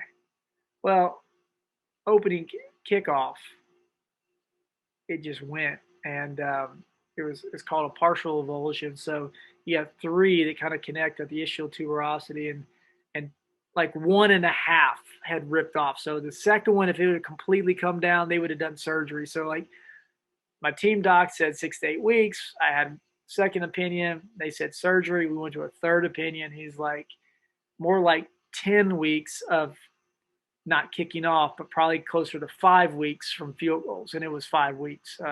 Missed 4 games in a bye week. But what ended up happening, it comes down to, it rips. We don't have an MRI at the time, right? So we're going, they're like, can you go? I'm like, I don't think so. And this was my son Luke's. It was his first game he'd ever been to. He was 2 years old at the time. And so we're on the sideline, and they kind of taped my heel and my foot and my waist so my leg wouldn't extend. It could stay bent. And they said, can you kick field goal at all? And so every time I would plant and that pressure would come in, it was as if somebody was stabbing me right at the bottom of my butt, and it was just excruciating. But anyway, they had tried a couple extra points with Mark Semino, and he had done it the week before when I first heard it. And then Mike Bartram was towing kickoffs, towed 2 out of bounds, and it was a disaster. But we got down in the field goal range playing the Raiders. And luckily, I think I could have gotten the ball from probably about 40 yards. But we got into where I think it was around 23 yards. And we hit a game winner. And it kind of made one of those things where, well, I tried my best, and if you're all going to give me an opportunity to do it, I'll try. But it ended up being one of those things where for Philly, it was like one of those blue collar type nights for him, and it ended up being one of those kind of urban legend type deals. And so it was cool. Got some street cred from those guys, and I was fortunate not to have surgery. It was kind of interesting. I had this conversation with a sports guy, and we ended up kind of getting into it a little bit because he said, because I wasn't, it was weird to me that I didn't really turn black and blue down at the base of my hamstring. And what I was told was where the tendon was, they said it might have been encapsulated in the fascia. I don't know, but I really didn't turn black and blue. But it's crazy. Like after that point, I had to get a lot of scar tissue work down through there. So I joke with one of our trainers from Philly, lives in Gallatin, Tennessee now. And his kind of going away deal, a bunch of us players did videos and, sent them in to his wife. And I said, hey, Kondo, my wife is jealous of you because I think you've touched my ass more than she has, as far as the amount of rub downs I would go. He'd come in and, he'd pull my shorts up between my cheeks, and he's working up through there to get that scar tissue out. And guys come in and are like, whoa, what's going on here? I'm like, oh, Kondo, this does not look good at all. This does not look good at all. But, those are the types of things that, again, you go back to the people that have always taken care of you. And I'll say that's one thing about the Eagles that I've always respected and always had appreciation. Even when I went other places, I had more of appreciation for of how well they treated their players, at least in my opinion, and what they did for me over the years. Thinking outside the box, having the people try to work on you. And I was very fortunate. And then the Eagles actually, after I came back from that injury, 2 weeks later, extended my contract and made me the highest signing bonus of any kicker in the NFL that has since by far been demolished. Well, sign of the times, but also like, man, the amount of sacrifice, like I can't imagine, what you had to feel to go through that. And like, that is crazy. You give it a shot, man. Give it a shot. But thanks so much, man, for tonight. I hope we answered some of the questions that your listeners want to catch up on. And I love talking football and all that, and love catching up with you. And wish you nothing but success out there, brother. Appreciate you coming on, and I'll give you one last one. I know you got to get to sleep, man. It's getting late here, but I got an early ski set, brother. Yeah, I know you're busy. You're a busy guy. I got to get up for work in the morning too. But what advice do you have? Do you actually work as a GA? Shoot, I don't know, man. We get after it. Or wait a minute, do you actually sleep? There's a difference. There's a lot less sleeping, that's for sure. I'm just messing with you, dude. You grind nonstop. I know. You know how it is. Yep, what that takes. But handling a bad day, like even a lot of young guys don't understand. Like even the greats miss kicks. Like how did you handle a bad day or a day when you feel like you couldn't hit a ball? Well, there's a difference between practice handling and in the game, right? You're going to have bad days of practice. And I think, again, watching a film, trying to figure out what's going on and trying to get the difference of a guy that makes it is you get a bad kick and you fix it and you figure out what it is quickly. The guys that can't do that, they're never going to make it. I know guys that have to go out and hit 20, 30 balls before they start kind of grooving it. And like, you can't do that. You have to be able to find your rhythm, find whatever that form is for you, and be able to be consistently accurate. When it's punting, you need to be able to turn the ball over. And yeah, you're going to have times okay, what am I doing? Let's get back to it. What is that thing that you can go back to, tap punt passes or whatever it is, to kind of get that going back for you? And when you have a tendency to go one way or something happens, what typically does that mean for you? Figuring that out. And that's really doing some self-scouting, some self-diagnosis of really who you are and what's going on. Do you get long in your punt? Shoulder drop back and you end up swiping it because you're overstriding, jumping into a kick, so your weight comes down, your inertia is going in the ground and you're falling off. So you're either pushing it, fast spinner off if you're right-footed to the right, or you kind of lift your toe a little bit or kind of get around the ball because you jumped in and you're falling off and you're trying to keep from pushing it. So you end up kind of getting that pull with a little extra rotation maybe within it. So just trying to diagnose what it is that you're doing. And so in a game for me, so I guess back to the practicing is just identify it, try to fix it, and kind of get back going as quickly as possible. But you're going to have some days like that. You can't let it say, well, you're a product of one day. You're gonna, if you're trying to reach the summit, you're gonna have days when you go like this. You just want it to continue to go up, right? You just don't want these days like here. That's tough. Now it may feel like this, but it might be one of these maneuvers as you're going up, right? Now in the game, obviously, my biggest thing was always to, when I missed a kick, I was hoping that it wasn't going to be a kick that determined the outcome of the game. But I would always go into the game with the mindset of that first extra point could be the deciding factor and you win 7-6, right? You win 3-0. I mean, one kick can decide it one way or the other. So I put the same pressure on myself each and every time, whether it's a first extra point or a last second field goal. Now, make them, it's great. You miss them, you've got to be able to say, okay, let's regroup. What did I do wrong? Okay, don't overanalyze, but like, okay, I fell off the ball, or maybe I jumped into it, or whatever maybe you ripped your shoulder out and you pulled it, whatever. Try a quick analysis of it. But if you make a kick, you move on. You miss a kick, you got to move on. You got to have that DB mentality. And there was times where I'd go in, as a pro and be like, oh my gosh, I don't want to even see anybody. I'm embarrassed. I let the team down. I let whatever. But the reality is that the sun's going to come up the next day. You continue to push to get better. You're going to have your ebbs and flows. But if you're the highest of high, like, oh yeah, and then, oh my gosh, and you're throwing your stuff all the time, you kind of have to be, there's going to be some moments of, got to hit that. But you make it, you're like, I got it. And you move on. And I think I learned a little bit of that kind of reaction. I'm a very emotional, passionate guy. You can see, I'm always kind of going. But I think I learned a little bit of that from Andy Reid, just kind of like, hey, you can be emotional, but try to keep it here as well. And, I celebrate with the teams, fiery win. But in the game, I was like trying to be here. I'd get up or whatever, if you watch AV, right?